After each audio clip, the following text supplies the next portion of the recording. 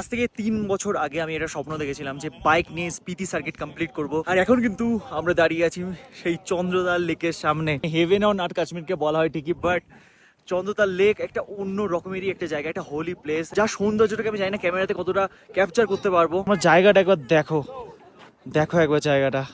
সবাই তো এখানে বসে গেছে, দেখো এই প্রকৃতির সৌন্দর্যটাকে বসে সবাই উপভোগ করছে।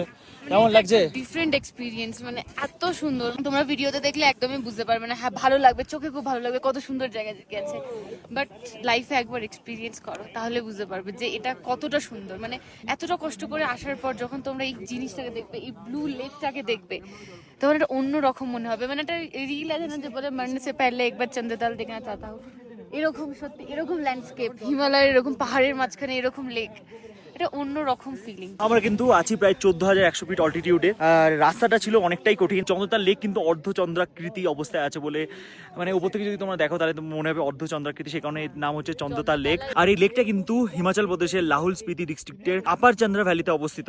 তো তার সৌন্দর্য তোমরা দেখতেই পাচ্ছ। বাকি চলো এরকম ভাবে সুন্দর সুন্দর স্টোরি, গল্প শেয়ার করতে থাকবো তোমাদের সাথে।